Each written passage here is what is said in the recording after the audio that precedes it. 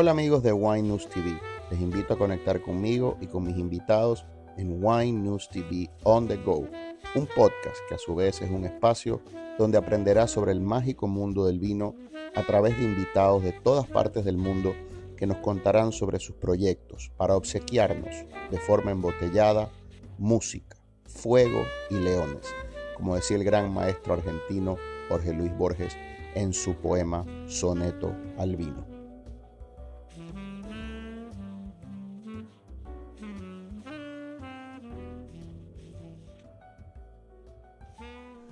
Hola amigos de Wine News TV, el podcast. Estoy con el señor Michael Honig. Esta entrevista va a ser en inglés. Michael Honig lleva más de 40 años en la industria del vino y es el hombre detrás de Honig Wines o los vinos de la marca Honig que llegan a Puerto Rico con Pan American. Estamos en la tienda Todo Vino. Michael, it's such a pleasure to be here with you. I've enjoyed your wines for a number of years. I'm a fan, and it's a privilege for my audience to be able to listen from the horse's mouth about this brilliant wines. Tell me a little bit about your life story in wine. You were telling me off camera that you started in the early 80s. Tell me how did it all happen? Yeah, so what happened is my grandfather Lewis bought our property in the early 60s, and we're in the neighborhood called Rutherford, so right in the kind of the geographic center of the Napa Valley.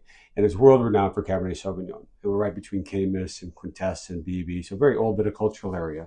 It also grows wonderful Sauvignon Blanc, because Sauvignon Blanc and Cabernet Sauvignon are related to one another. So as grape growers in the 60s and 70s, my grandfather sold to other wineries. But his vision and his idea was to make wine under his own name. And what sort of business was he in? So what my line of business? great-grandfather had started an advertising firm that was based in San Francisco. And my grandfather took it over, and it became a very large firm around the country. But in the 50s, they started doing some work for Italian Swiss Colony that were in California wine. Italian Swiss Colony, a little bit with Inglenook, a little bit with Gallo. And his job as he ran the firm was always to be at the creative side. So when they had Mazda, the car company, he went to Japan to learn about the rotary engine at one point in his career. So when he had the wine business, he started learning about wine and going up to Napa. And Napa is not what it is today. When you think of the 60s, it was probably like Mr. Disney going to buy swampland in Orlando to build Disney Park. Right. People thought it was crazy. So my grandpa was like, why are you going to Napa? But he persevered, he bought the land. But that was what his motivation was. He just learned a lot about wine through the advertising agency and the campaigns he was created for a few of these wineries, and just thought it was an amazing business and loved wine, and decided that he wanted to buy the property and hoped to make wine in his life.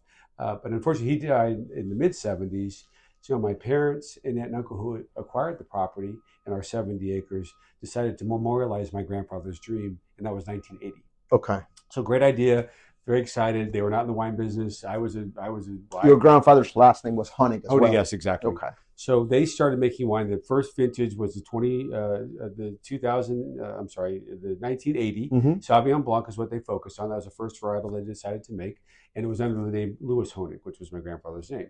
So great vision, great idea, wrong wine for the time. And what I mean by that, in the early 80s, it was really about big oaky Chardonnay. Yeah. And even Mr. Mondavi, who not only was an amazing individual, but an incredible marketer, rebranded his Fumé Blanc and called it Fumé. Excuse me. Took a Sauvignon Blanc and called it Fumé Blanc. Right. It's a way to try to get the American public interested in this varietal that they couldn't even say very well. So what happened is, 3 years after they started making wine, they realized that they had sold almost zero of the cases they produced, and they'd run out of money. And they had a big meeting with my generation, which is the third generation, in the summer of 1983, and basically announced to my generation that they had made a bad business decision. They couldn't continue it any longer, and they're going to sell the property. So this was your dad? The dad and aunt and uncle and my mom. And I was 21, had no idea what we did there. Didn't drink wine. I mean, I obviously drank, in the United States. We were drinking clear bottles at college with, liquor of some sort. You were in college back then, right? I was in college, a junior when I took, in California? In California, yeah. So basically we... and what were you studying? Like business, economics. Yeah. So if this had not happened, let's say that they had planted Chardonnay, maybe business would have thrived. There was nothing to rescue. Right. You probably would not be making wine today. You would be an economist or something. This was nothing to do other than I wanted to try to save the property. I had no idea what we did up there. I didn't understand the wine business, but I just had a connection. It was like the family farm that we would all go to enjoy each other's company. And it was generational. It was my grandfather's legacy. And I just felt really something inside that told me, look, it would be Right. a real tragedy if we lost it. This needs to be saved. Yeah. So I asked So my hold dad, on, you were yeah. 23 when 21 when the news came, Yep. we may lose this. Right.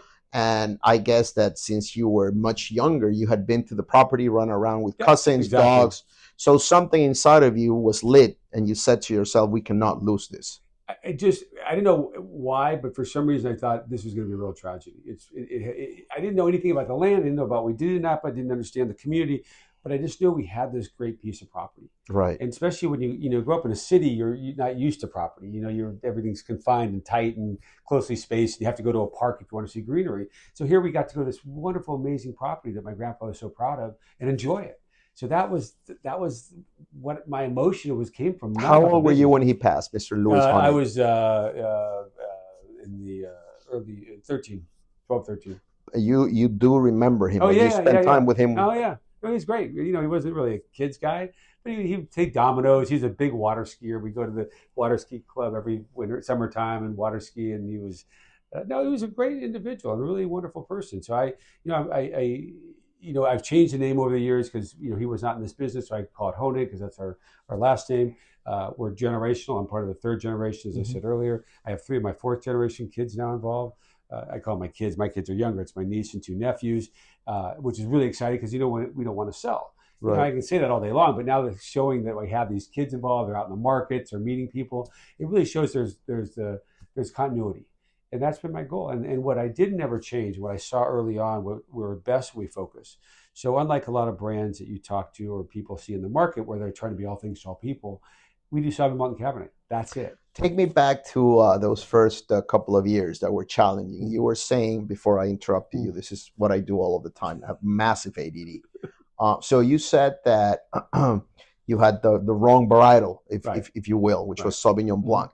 When did you make the change? When did you start venturing into other varietals? Like, when did things start to change? Yeah, so it took a number of years to clean things up. And the message I had when I first started, one is a couple inside baseball situations. So in California, the laws allow a producer to self-distribute. Typically, you need a third party to be in compliance with alcohol laws in each state. California is a little bit more liberal when it comes to alcohol laws. So I found this out. I bought this old Wagoneer, an old truck, and I would go out and try to sell whatever I could. And then I'd go home the next day and deliver what I'd sold the day before. But the pitch I would have at the time, with this, my reason that we should be working with the restaurant or the store was the varietal didn't sell, but you're going to have a couple on your shelf. You're going to have a few on your list. Doesn't it make sense to put someone who's only focusing on that one varietal? And that slowly resonated. But again, there's still no sales. And I was just really depressed. But then I realized, hey, we have Cabernet as a backup. So the late 80s started doing Cabernet. And at that time, the Sauvignon Blanc was starting to pick up a little bit. You started seeing some New Zealand producers in the 90s. And then all of a sudden, with New Zealand, it just kind of started taking off. And now there's been this huge renaissance in the last 10 years, with Sauvignon Blanc being one of the few varietals that actually has positive increase in consumption numbers. We're going to taste the Sauvignon Blanc right now. Give me 1 second. Sauvignon Blanc. I love this wine, love the bottle. Did not know the story behind this beautiful sort of landscape we have in the back. You were telling me that you've been making this for 40 vintages now. Yeah, the current vintage is our 44th vintage of making Sauvignon Blanc. Amazing. Cheers, Michael. Cheers. Thank you so much. That was wonderful. No, it's pleasure my pleasure to be here great. with you. So let's get into this wine. What do we have here? So what we have is Sauvignon Blanc from the Northern California region. So Napa Valley is where my family's property is and where we buy a lot of other grapes for this wine. It's meant to be non-oaked. It's crisp. It's clean. It's got wonderful tropical notes. It's not New Zealand, and that's not a criticism of New Zealand by any. Yeah, I don't get the passion fruit here. It's not passion fruit. Yeah. Well, you have to. I use analogies all the time. So think of I'm going to use a different piece of fruit for the listeners. A banana. So if I gave everyone a green banana and blindfolded you, we'd all know it was a banana because we all know what bananas taste like, green or ripe. So if you let that same piece of fruit sit on the windowsill for a few more days, it's going to have a much different characteristic. And that's kind of what we do as grape growers. So New Zealand, being the cooler climate, is more like the green banana. So the cooler side of the spectrum of Sauvignon Blanc flavors is herbal, vegetal, green, asparagus, bell pepper, and those kind of green tones. Also acid, because Sauvignon Blanc has a high acid. When the sugar is not as ripe, you're going to even more pungent aromas of acid. That's why you have that lemongrass, citrus, grapefruit characteristic. The fruit, as it gets riper on the spectrum of Sauvignon Blanc flavors, is more like what we've achieved. There's some passion fruit. There's mango. It's kind of like I think of a tropical fruit bowl that you get off in Puerto Rico when you get off the plane, and it just smells sweet fruit that comes through, and that's really what we're trying to achieve. A more generous sun. Yes. So the riper, because Napa is a warmer growing region, we can get it to the riper side of the analogy of the banana. So that kind of riper characteristic. So the other thing with this wine, there's no oak. So we do have a different Sauvignon Blanc that has an oak component, but with this wine, we want it to be clean, crisp, refreshing. This is ideal. I mean, one is as amazing as just an aperitif sitting around, with your friends, but shellfish, seafood, chicken, pork, it marries with the variety of food items on your menu or at your home. And that's what I love about the versatility of the grape. I love that it also has this weight. It has this not unctuosity. It's not there. It doesn't achieve that big style, but it does have a bit more, comparing to New Zealand Sauvignon Blanc, has a bit more of muscles, if you will, on the palate. And I love that because it's refreshing, but at the same time, it can offset maybe heavier dishes than a New Zealand Sauvignon Blanc. And again, this is never, there's a lot of great ways to make wine in the world, and I would never want to come off as being critical of another area. But the New Zealand, as you just said, they're one-dimensional because there's so much grapefruit and acid, and that's what you're getting. And that's wonderful. But again, there's more to Sauvignon Blanc than just sucking on lemons. And that's what we're trying to achieve here. As you said, there's a richness, there's a complexity, there's some things that we've done in treatment. I have two lovely women that are winemakers, Christian Belair and Ashley Egelhoff, and they're both really tinkerers. They love to kind of experiment with things like whole cluster pressing or soaking on the skins before we press off the juice. And those techniques, as well as using a little bit of Semillon, also will give it a little bit more mid-weightiness, that mid-palate, I think, what you're describing. There are two things that I get here that I'm loving. I love New Zealand Sauvignon Blanc. My fans know this. We're like every country, every region has something to offer. Everybody can bring something to the table. Sometimes you want a lemonade. Sometimes you want a mango frappe. This is neither. But here I get lovely minerality, and also I get this note of some kind of beeswax, some honey note without being sweet, but it's rich. The descriptor would be rich, but at the same time it's clean and it's fresh. It's very balanced. It's a lovely wine, has floral notes, but then at the same time has tropical notes without being overbearing, without being too tropical. You can be sometimes a wine that just screams beach, boat, pool. Here you can have some of that, but also you can have a nice dinner with the nice dishware. And that's that nice versatility. And that's what I think the beauty of Sauvignon Blanc. It fits in so many different categories. And I think, again, what I love about this wine and what I love about my area is that warmer characteristic that you get because it's a warmer climate. And I think that's what's really appealing, as well as the other techniques we can do to give it more richness and complexity. And then the bottle, as you mentioned, I love this bottle because what we have, all we have is a winery, is our land. That's my grandfather's legacy. That's what we have to give to our next generation. And we've done a lot of things to create a really small footprint, be it environmentally, so that the land's healthy. But the reason that if you look on our bottle, there's a printing of the inside of the back label as a view of our property, because that's what I wanted people to see and to have resonate with them and create something that was tactile, because it's, that's what we're about, is our land. So for me, and a reason I talked earlier, I think sometimes the world is so far removed from agriculture, people think we grow bottles on our vines. They forget we're farmers. So that's why I always use kind of different analogies to kind of bring it back to the farming, because look, it's all about the land. Look, we can take we can take the best grapes in the world and make bad wine. That's actually not very hard. You can never take bad grapes and make great wine. The same way you can't take a bad piece of branzino or salmon and make a great dish. It just doesn't work. That's not going to happen. So 2 questions before we move on to the next wine. One is sort of a geeky question. The other is sort of a poetic one, if you will. So the geeky one, there's a bit of Semillon here, modeled after those beautiful white Bordeaux blends where you have Sauvignon Blanc and Semillon. If you can in a minute tell me about the Semillon grape for our listeners, and then what it adds to the final product. So Semillon it's a wonderful component for Sauvignon Blanc. It's got what I find with Semillon is very low acid, so it doesn't add the acid at all. But what it has kind of it really, typically it's kind of, it's because it's so low acid, it's got this kind of richness and unctuousness that comes across in the mid palate. It doesn't necessarily add a lot of flavor components. The flavor I find with Sauvignon Blanc and Semillon, the aromas are somewhat similar, a little more muted with Semillon. We find it's really the mid palate. It gives us just a little bit more punch, a little bit more weightiness, a little bit more meat to the bones of Sauvignon Blanc. Yeah, that's a good. Thank you. Meat to the bones. Again, it's subtle, and also it changes, and that's and I think your listeners appreciate this. These are living, breathing organisms. Yeah, they evolve, and they evolve not only in the bottle and the year. Each year is going to evolve, but they evolve year to year differences. And we don't want to make a recipe. There's no Coca-Cola. Of course. So we always are trying to keep it in a similar vein, but within that vein, how do we make the best vintage? What's amazing about wine is that, you make a different percentage every year, perhaps, like you use 97 Sauv Blanc, 3 Semillon, some other year 93.7, but then it's also going to have an impact on the palate, on the consumer, the time he or she drinks it, because it's not the same having this wine today than having it 2 years from now. It'll be a different wine. It's going to be a different wine. Yeah, and that's what I think people realize. There's a lot of great brands that they have to be, like beer. They're the same every bottle, and that's fine. Right? In every vintage, they have a flavor profile they're trying to achieve every year.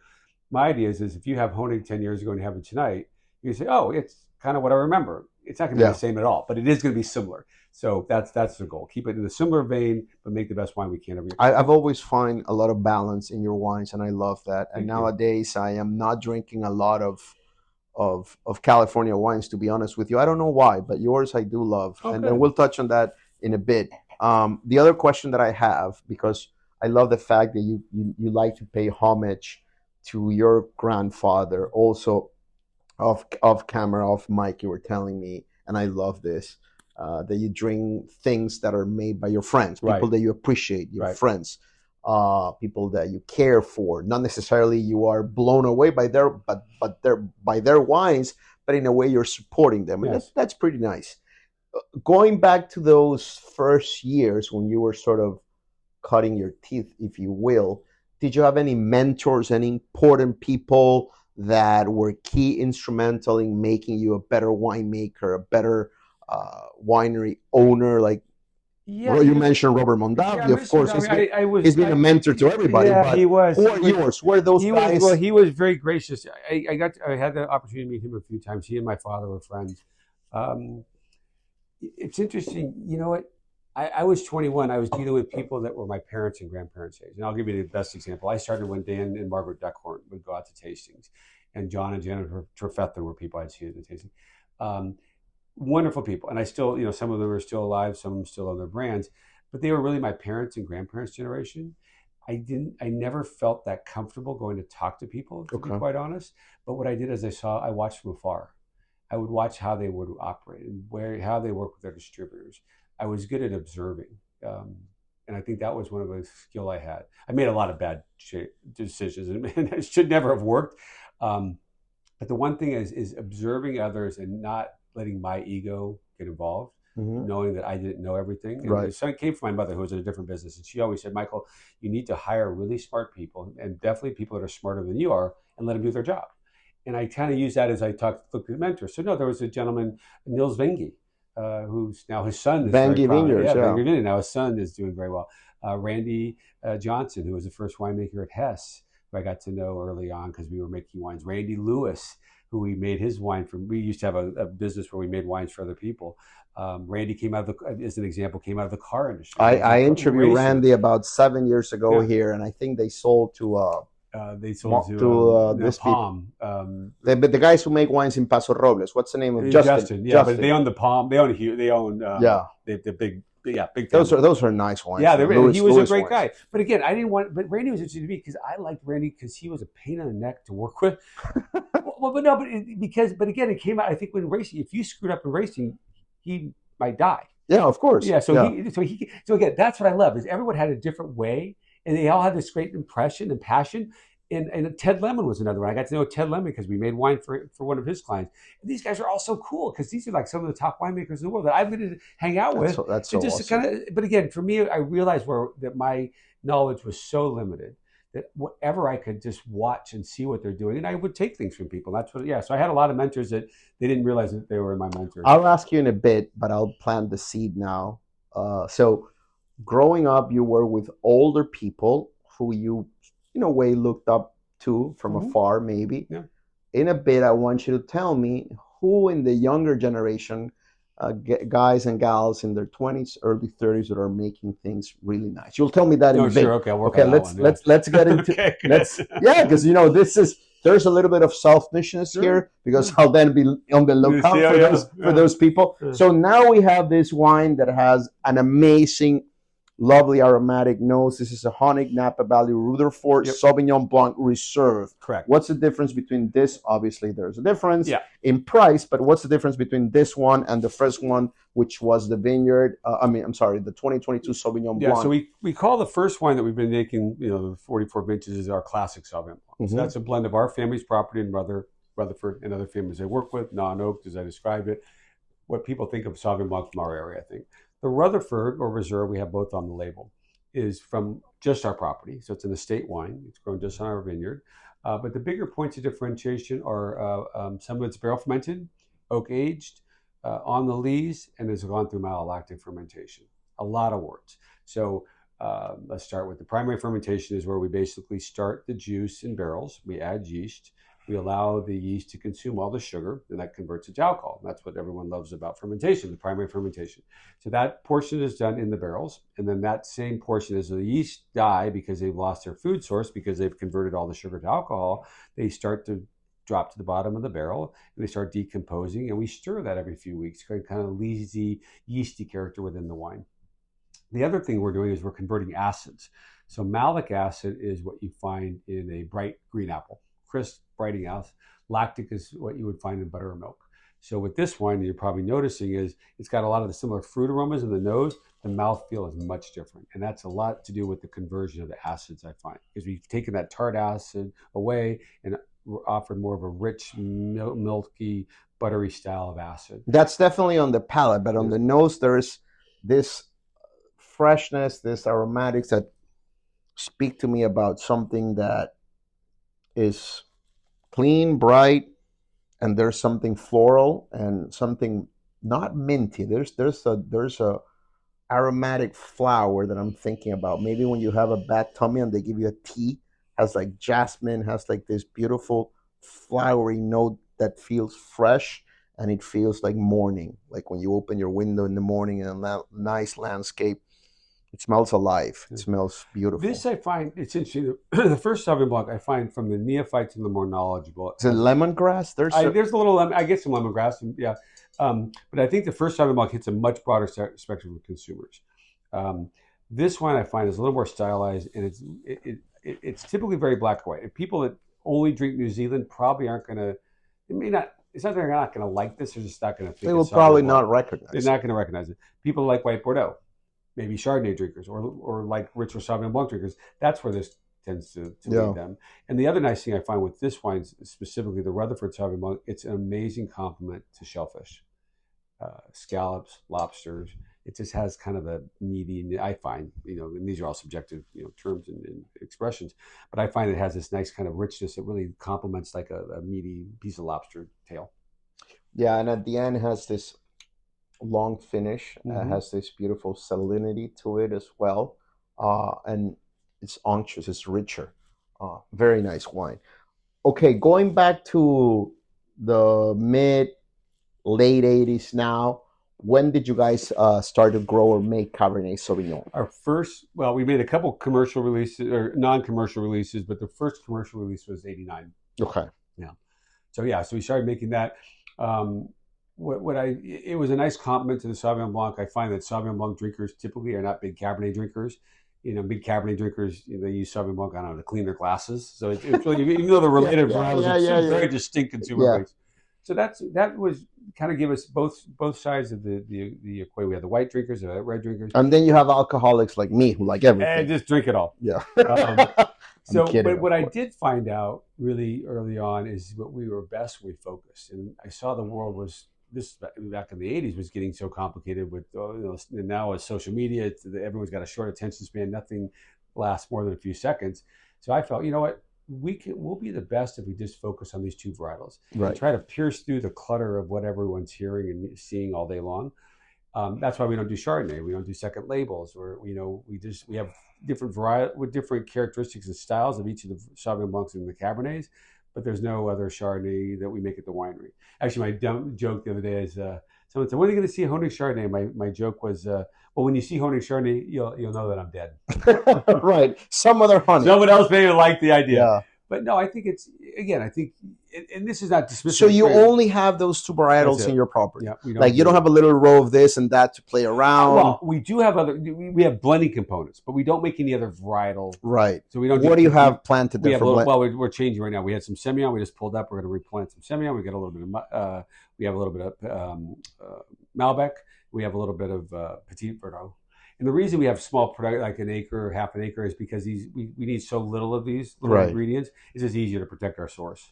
But most of our vineyard is Sauvignon Blanc or Cabernet. I gotta convince you. You gotta find me a nice Airbnb close to where you live. Yeah, there's all kinds of stuff like that. All right, so now we're gonna get into a wine that I love, but this is the 2021. I've had other vintages. This is a new vintage. Yeah, this is the Honig Cabernet Sauvignon 2021. Oh, and that's a great bottle to show because we were talking about earlier. Thank you so much. Sure. Yeah, the 2020 we're, as I mentioned a moment ago, we're always trying to leave a small footprint, and I can go into some of the sustainable practices we're implementing or have implemented over the years. But we're always trying to also be inventive and keep topical. So our newest initiatives we've gone topless at Honig. And can you believe it? I know, shocking. What is this? I know, this is a family-oriented program, Michael. I'm sorry.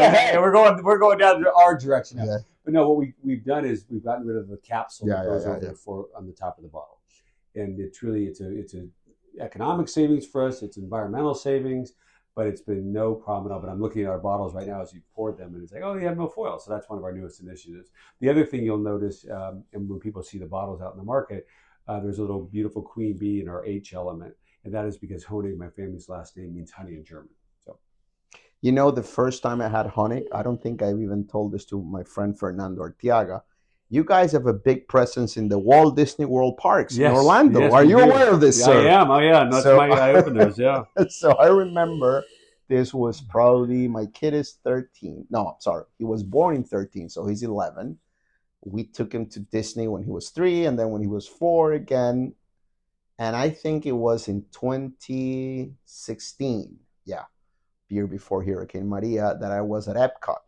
I think it's the only park where they sell alcohol, or one of the few ones. They're doing it more now, but yes, it was originally. Magic Kingdom doesn't sell alcohol. They couldn't do it. And I saw this label with the B, Honig, and I remember that I had read about it in Wine Spectator, all the other magazines, and I had read about the Sauvignon Blanc, and I had it, and I tried it, and I just loved it. Yeah. I loved it. I loved that wine because that little bee spoke to me in a way. And that's when I first met Honig. Oh, good. Yeah, no, the bee's been a wonderful symbol for us. But and Disney's are great. I mean, it's great to work with the mouse, and they drink a lot of wine. Yeah, of course. So this wine, my friend, is unbelievable. I have not had this before. I've had the other vintages, but this is my first time. What a pleasure to be drinking this with you. Yes. The richness here, the currant, the thick paste. Then you have that whiff of spices, a little bit of. Oh my God! What a lovely, lovely nose. Well, that's one of the things, and menthol, some freshness. And what I've always thought, and it's one of the things our team has been able to achieve, is if something smells good, your brain's going to say you're going to like it before you put it in your mouth. So I'm always about what things smell like, because again, I like the thing. I want bright fruit. I want red, the red currants. And I have to say this, and I go back to California, and no disrespect at all to others making wine there, but what I love about your wines is that at the end that you have that balance, that minerality, that salinity, that drying thing that at the end doesn't feel, sweet. It feels rich. It feels fruity instead of there's no residual sugar. It feels has this drying sensation at the end. And it's, again, balanced. I think your wines are very balanced, all of them, because there's power and there's restraint. What a lovely wine. It's a baby. We're probably committing a felony here with this wine. But it's delicious. You said exactly what I'm trying to do. It's always, in my mind, especially with Cabernet, my neighbors have all gotten to be who can be the biggest Cabernet on the block, and that's wonderful. But those wines typically don't complement meals very well. Oh, exactly, And sir. Thank you for saying that. always, again, Disney's a great example. We sell most of our wine in the context of food. And I've always wanted to be part of the discussion, part of the experience. Not have a wine that overpowers everything, but have a wine that complements the chef's meal. Because people are going to the restaurant for the chef's experience and the ambiance and the service team members. I think wine's part of it, but I don't think wine should be the focus. And I think that's where I've lost. Yes, the wine is not the leading character. It's not Meryl Streep or Al Pacino. No. It's probably Benicio del Toro, the guy who's the second lead, right? What a beautiful wine. And something that I have to tell you as a consumer, and thank you, is that you've kept your prices very reasonable, Michael, because I've done more than 700 interviews, and I'm not going to name names, but I was telling you off camera that I've had a lot of wines that retail for 3-4 digits a bottle. And quite honestly, I would rather buy a case of this than 1 or 2 bottles of some other brands. This is delicious now. It will improve with age. And as a surprise, I have a 2018 here Cabernet that I want to taste with you, because this wine blew me away when I had it last year, when I was reading about how the 2018 vintage had behaved itself. It was like a near perfect vintage. This is my segue to speak about 2021. What can you tell me about 2021? One, it came after the 2020 fires, which were devastating, and we didn't even make a red wine that year. So 21 was ideal. It's textbook. It was a medium-sized vintage. We had some nice heat spikes in the summer, but nothing crazy. What we're looking for with both all the wines, but in Cabernet especially, is a balance. So you have sugar. We call it Brix, BRIX, a measurement of sugar. Right. Which, if it's too hot or you get these heat spikes, the sugars will rise very quickly. The problem is what's really more important is the flavor development, and the flavor development will lag. So oftentimes you get these really high sugars, but there's no flavor, and the flavor is just muted. So with 21, the flavors and the sugars kind of went up in sync. So you had this really ideal growing condition where things were just ready to pick, and we didn't have to wait. We didn't have to get things too high in sugar and have to deal with it in the winery. So it was just really a textbook vintage. But again, I think it's really also lovely and typical of our style with this really, again, there's a depth of flavor.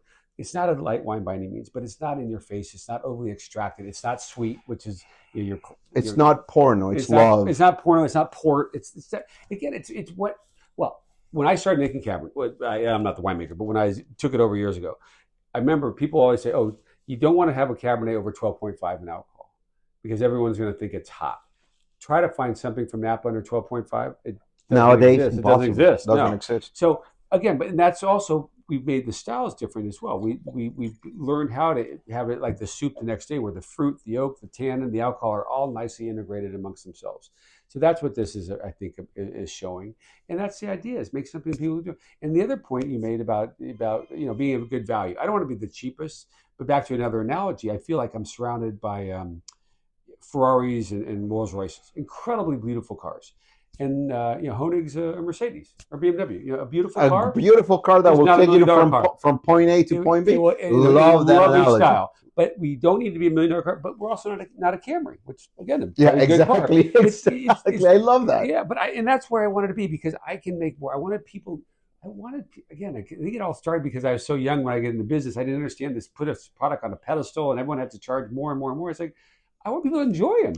I was describing this wine of yours, which retails for around $50 here, as the entry-level wine for millionaires, and also as the priced wine for blue-collar people that want to buy something nice for the end of the month. Like you strike that chord perfectly. $50, gorgeous Cabernet. The rich can drink it and enjoy it, and people who perhaps don't make a lot of money can look up to this bottle to have it at the end of the month. It's aspirational. Exactly. So right here on this glass, this is the next to last, I have the Honig 2018 ones. Yeah, that one right there. Before we get into that, the 2021, is it 100% Cabernet? No, it's 80. That vintage 83% Cab, and the other Bordeaux varietals, as well as a little bit of Petit Syrah. Okay, great. Vintage. So this is 2018. Tell me a bit about this vintage, because I read somewhere that it was like a near perfect vintage. Yeah, right? Well, you know, and I'm not dismissing the vintages. What I find is very hard with the vintages in Napa is I remember the bad vintages because we have we have a lot of great vintages. I mean, we're blessed with the weather, the growing conditions are ideal. So 18, it was a very nice year. Again, I don't remember all the specifics of the 18. All right, let's forget about the vintage. Yeah, tell me, drink the wine.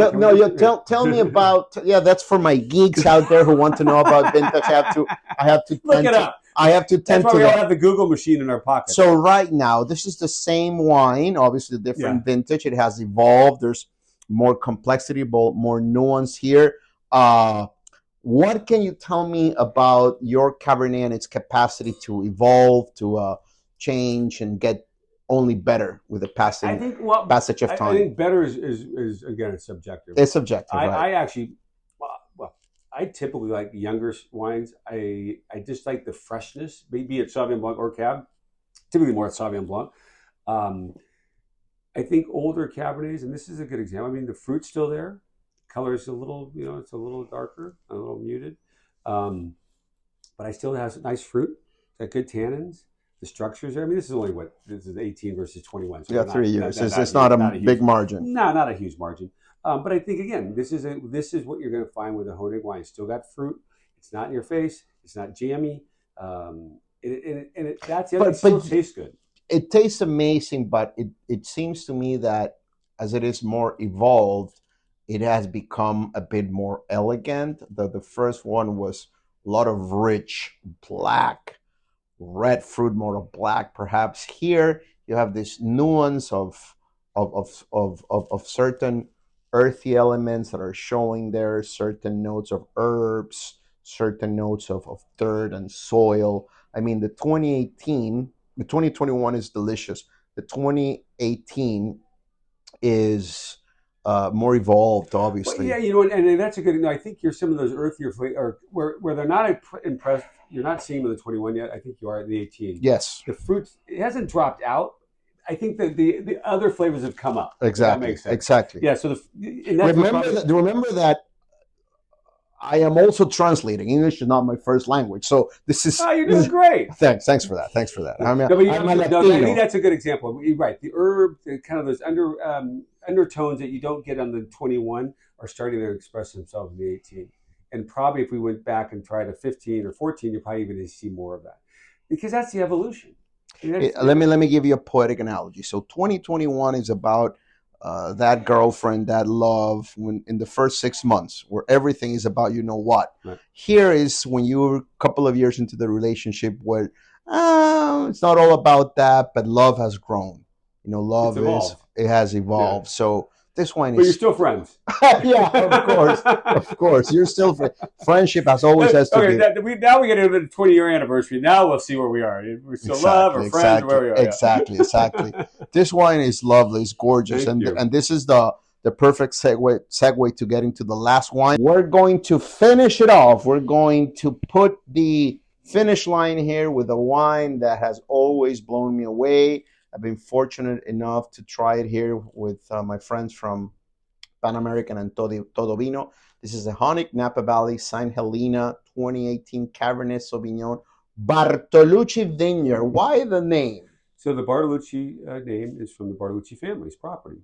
They've been farming in Napa since 1922, so they've been there 102 years. Mm-hmm. They farm for Honig right now and also Camus. They have two different properties. This vineyard, which is in St. Helena, is 20 acres. It had been going to Camus in the 90s for Chuck's Special Select, his high-end Cabernet, and then I guess something happened. That's the one I love, the Special Selection. Special, and it's a beautiful wine, and I believe Chuck's own property, I don't know all the story behind the change, but I heard the Bartolucci Vineyard was in play. I didn't know them, but I would start going to their little location where they had breakfast every morning before they went to the vineyards, got to know them, and asked if we could buy the grapes. And the original intent, what we still use most of the fruit for, is to blend with the first Cabernet, because it's such a beautiful Cabernet. But in the late 90s, I wanted to make a single vineyard. And Christian, our winemaker at the time, who's still our winemaker, came to me and said, well, Michael, the Bartolucci, even though it's 100% Cabernet, is a really beautiful standalone single vineyard. So I went to the family, asked if we could use their name, and that's how we started it. So we've been making it every year. We don't always make it. There's some years we skip for a variety of reasons. But it's just a great bottling. It's not our focus in terms of price point because this is a little bit more expensive. Yeah, it's $200. Yeah, this is up north where, of yeah, 200. This is where a lot of. But it's a spectacular wine. It's beautiful, and for what it is, it's incredible because it's 100% Cabernet. It's very limited, but just an amazing family. And what you don't realize. Oftentimes, people think of Napa as the Martinis, and the Mondavis, and the Krugs, and Charles Krug, and Schramsberg, the David families, because they're the ones we all have. How old are these vineyards? This vineyard's well, now it's almost all been replanted. I think there's still some vines left from the 70s, but most everything's been replanted. Why am I getting this schizophrenic sensation here of a very powerful masculine nose, and then on the palate it's just feminine, delicate, elegant, ethereal? You have this lovely freshness to the power of the fruit on the palate. Yeah. I don't know if I'm reading it right or wrong, but it feels to me that there's one sensation on the nose, which is beautiful, and then once it lands in the finish, there's this elegance to it. Elegance can only be felt. It's hard to describe it. It has to be felt. Again, it's an amazing site. It really is a beautiful property, and to have 100% Cabernet with such depth and such interesting characteristic and such, it's like a pretty painting, which typically is not the case. I find usually you need more colors, but this vineyard just has so many colors just in the one varietal that I think it makes it really cool. And it is. I find it's more masculine. You're absolutely right. I find it's a little higher alcohol, a little darker fruits, but there is kind of it's not a silkiness at all, but it's kind of there's a softness in the palate that you're absolutely right. It's a wine that creates an impression on the palate, the nose, and obviously it's this weightlessness to it, this ethereal elegance, in spite of the fact that it's very rich, because you may feel the unctuosity on the palate, but at some point you swallow the wine. But that finish lingers for a minute and a half, and you have this post-taste, which is drying and fresh. It's like right after when you have like a sore throat, like you're swallowing on like holes or something, that it's minty and it's fresh, and it just, you sort of taste the dirt, the earth, the soil on the palate, that richness of fruit and the minerality to it. It's gorgeous. It's a gorgeous wine. Well, and you don't feel the 15.5 at all. It's super integrated. Super well integrated. Yeah, and that's just it. It's all about integration, because you can have a higher alcohol, but as long as it doesn't taste hot and it matches everything else, it's perfect. You have noise, and then you have Pavarotti's voice, which is loud, but it's not noise. It's not noise, exactly. Yeah, it's like an homage to Luciano Pavarotti, Bartolucci Vineyard. Yeah, but they're a great family. But again, the reason I wanted to make this, not only to honor the family, but also honor families like Bartolucci, because that's how we started. Right. We know the wineries and people that make wine, but there are so many more people like Bartolucci's that really are the backbone of the Napa Valley. And I really wanted to give them credit, because that's how I remember when we were growers and we never got credit, which is fine. That's, it was a different world, different time. But now we're in the opportunity to be able to give our growers credit for what they allow us to achieve in terms of the winemaking. So this was an opportunity to make a wine for the Bartolucci family and, put their legacy on the back about Bruno Bartolucci. And it's just a beautiful wine and a great story. A couple of questions before we go, because it's been 42 minutes. It goes in a flash. First question. So when you were growing up, I'm sure other people must have said, "Oh, Louis Honig's, grandkid, he's doing good things." When you were in your early mid-20s, like you were putting out stuff out there and people were taking notice. Who would you say nowadays, if you can give me one or two names, males, females, who are making good things in Napa or in California? Winemakers, wineries that you can share with us. Hey, be on the lookout in a couple of years.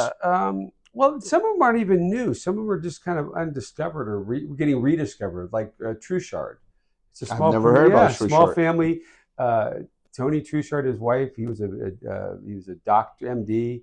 His wife was a nurse. They moved to Napa, and I'm gonna again. I don't know all the heritage of the story, but it's fine. True story. Yeah, but now his sons remember, my friend. Yeah. I do a lot of these. Yeah, Next time I'm at a store. Yeah. True shot. Michael Honig said I'm going to buy it. So Truchard. Throw another name if you can. No, Truchard's great.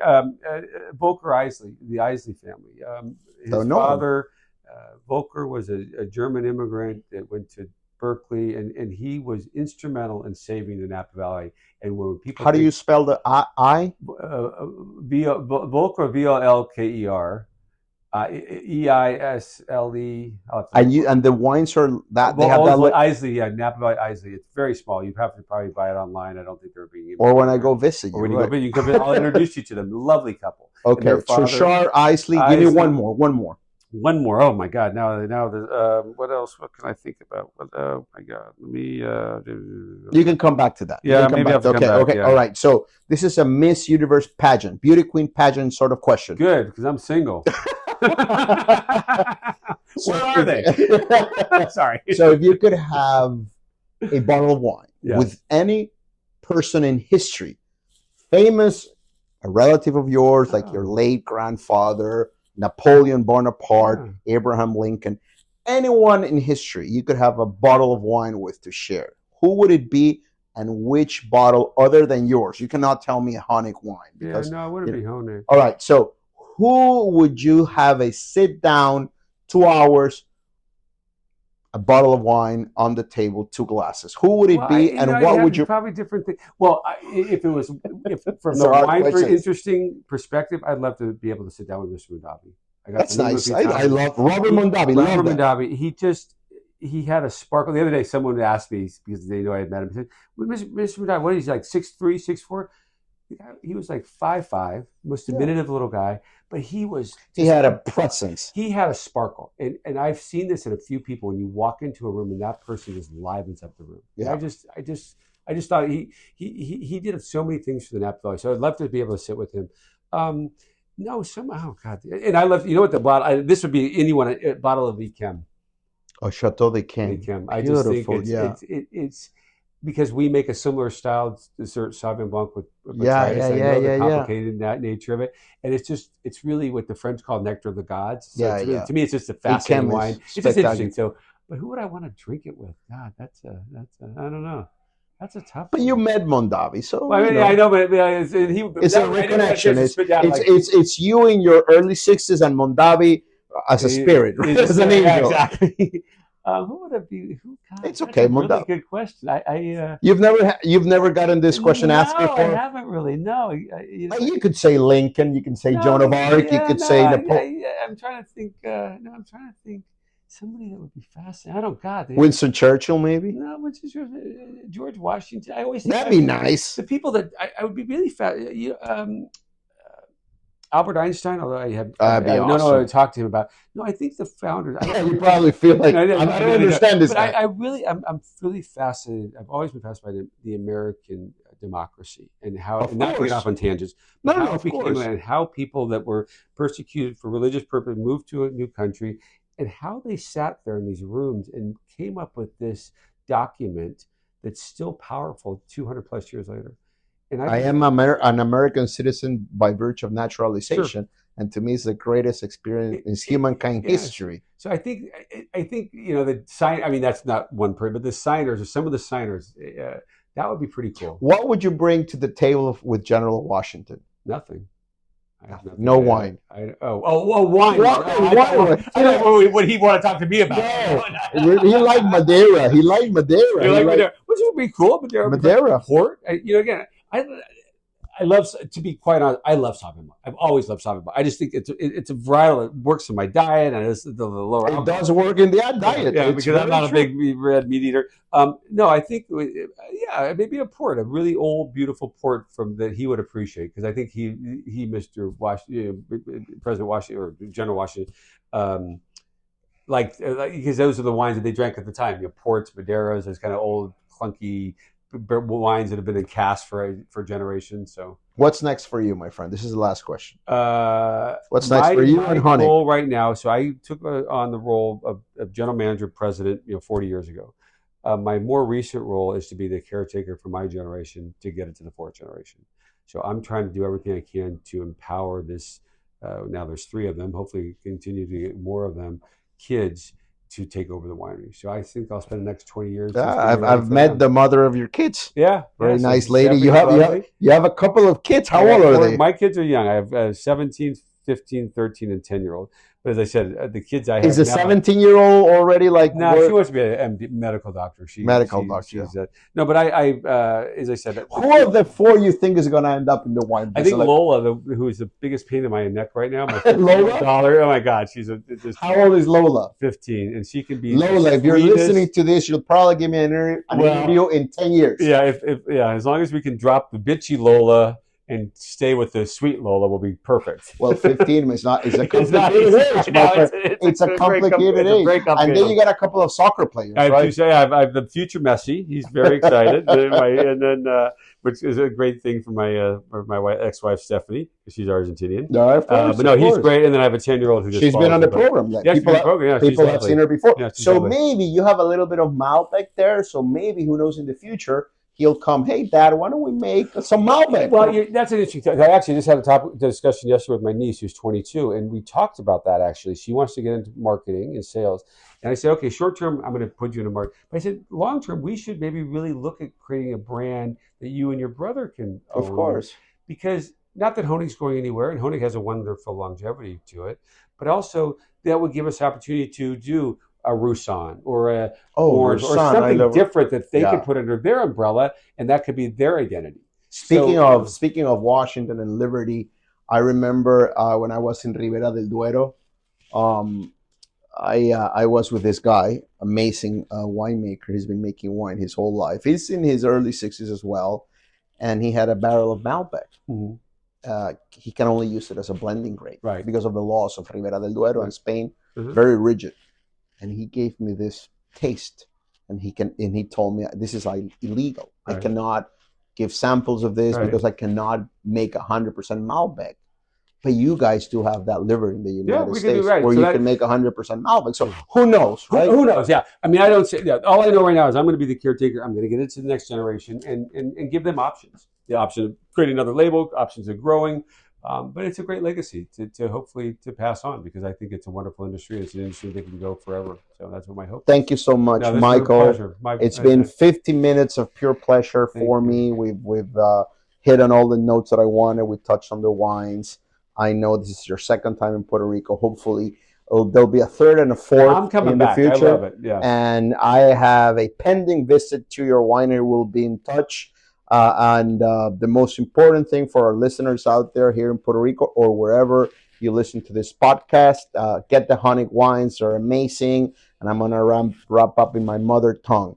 Amigos que me han escuchado, acabo de hablar con el señor Michael Honig, presidente de Honig Winery, una bodega que está haciendo todo bien en Napa Valley, que consiguen aquí en Todo Vino de Pan American. Vengan, busquen estos vinos, son una maravilla. Y recuerden suscribirse al podcast, dejarnos una reseña. Un abrazo, mi gente. Nos vemos. Este fue el episodio de hoy. Recuerda dejarnos una reseña para que nos ayudes a crecer, suscribirte y recomendarnos con tus amigos amantes del vino.